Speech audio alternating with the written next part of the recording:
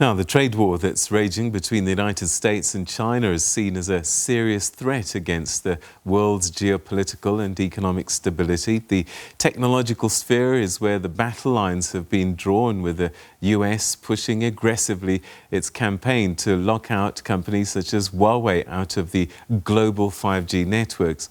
These tensions have also played themselves out at the current 75th United Nations General Assembly, despite Secretary General Antonio Guterres' call for the world to prevent a Cold War and halt conflicts. Well, some believe that Africa should be positioning itself to take advantage of some of the cracks appearing between the East and the West. And for more on this, I'm now joined on the line by the Director of the Center for Africa-China Studies at the University of Johannesburg, Dr. David Monyae. Dr. Monyae, thanks so much indeed for joining us. Always good to talk to you.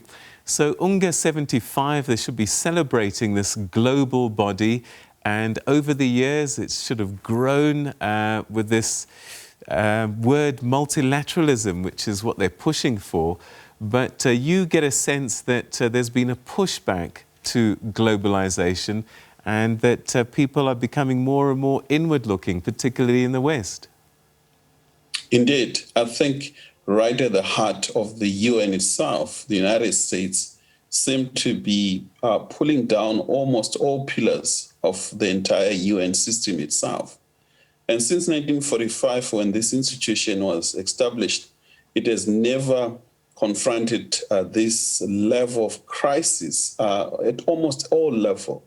We have the pandemic ongoing, we have economic crisis, we have climate change that is ravaging in the US and everywhere else.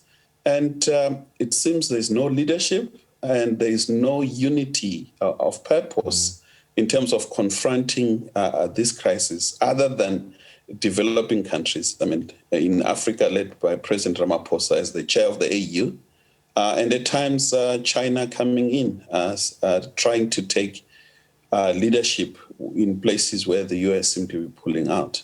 All right, so is it just the US? Because, you know, we see pushback coming from other parts of the world, like the UK in particular, and we're seeing the European Union as well, with this huge multilateral grouping, also feeling the tensions of inward-lookingness in that region. So, yeah, I think if you could just comment on that.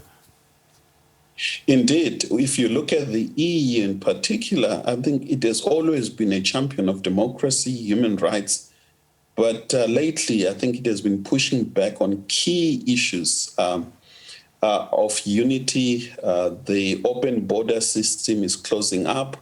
They're no longer sensitive to the plight of refugees coming from all over the world, and mostly from Africa. And most of them are dying in the Mediterranean. And the European Union hasn't been helpful.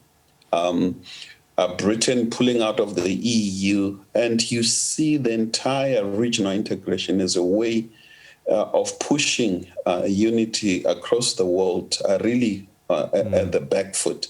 The AU, contrary to what's happening in EU and other parts of the world, seem to be going forward, uniting trade agreements that have been signed among Africans, and quite a lot of talk that we seem to be swimming against the current, which is a good thing, but we need more powerful countries. And more importantly, we need, as a continent, to push for the reform of this very same institution. With 1.2 billion people, we don't have representation at the highest table, United Nations Security Council.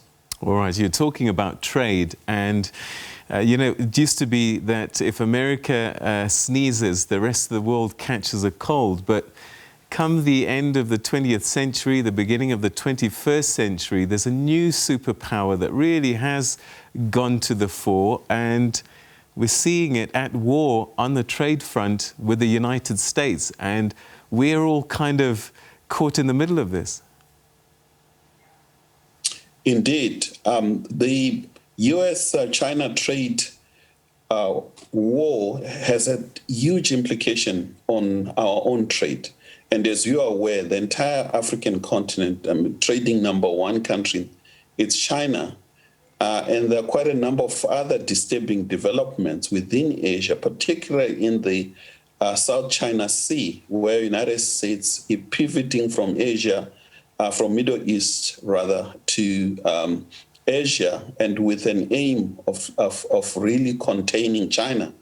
And these disturbances that are developing, whether it's Hong Kong, now in Taiwan, the border dispute between China and India, you see the common denominator being United States.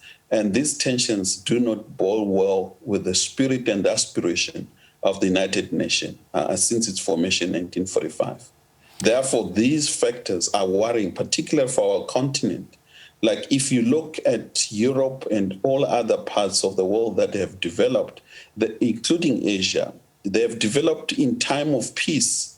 So, and it won't work for the continent that we could develop while the world confronts destabilization, wars, and tensions. And therefore, we need to advance peace and security using multilateralism as a tool to that end.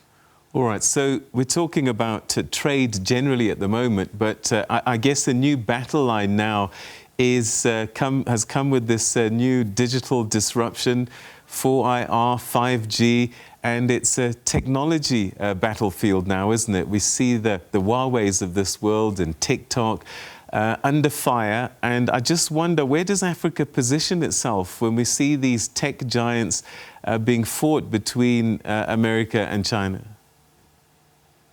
Africa is not with the United States, nor is it with China. It is in between.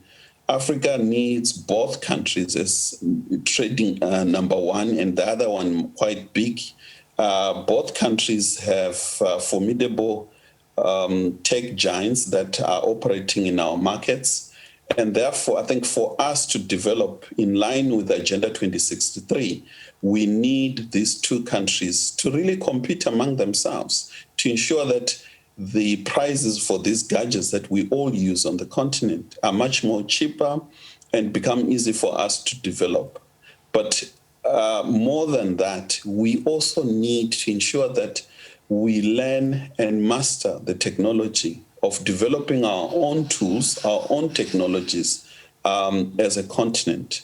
And as it stands, we appear to be much more consumers of these gadgets. And therefore, the tensions and fight between China and the United States over this tech has a huge implication on our own development. All right, so COVID-19, we're at level 1. If we manage it properly, we might have got over the worst of it. And we now to start building our continent post-COVID-19.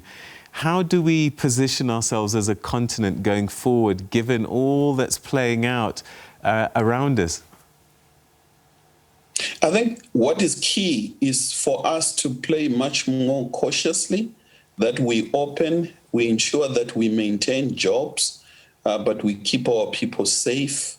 And in doing so, I think we need to ensure that we demand access to medicines, access to vaccines that are coming up. And President Ramaphosa, as the chair of the AU, has made it quite clear that the future vaccine on COVID-19 should be people's vaccine in terms of price, access. And the AU, under the leadership of President Ramaphosa, has done extremely well to ensure that we don't queue for PPEs and all other logistics in combating COVID-19 as individual fragmented African states, but we do so as one united continent with much more leverage in terms of resource using our banking institutions on the continent. So that is a good move, but we need to go beyond that in terms of establishing and improving our health system, of ensuring that safety on the continent is improved, and more importantly, we trade among ourselves and concentrating on putting more resources in dealing with the COVID-19 and sensitive to questions of gender, for instance. All right. So in this East-West divide, I know that at one point President Mugabe said we should look east. What's your view? Because it looks like China actually has been playing a long game on the continent, and it's only now people are kind of looking up and realizing just how much influence China has on the continent and how entrenched the country already has across the continent. Do you think that it's too late for the Americas and the Europes to catch up with China's strides? It is not. I think United States need to improve its own system. It needs to be much more confident in its technology, in its norms and values of democracy, and avoid crying foul in terms of the role played by other actors. As well as invest on the continent. We have very good relationship with the United States, with a huge African America as part of the African diaspora. And our trading relationship with the US, has more than 100 years. Therefore, we need more of the US and Western countries, but at the same time, improving on other emerging powers, particularly China.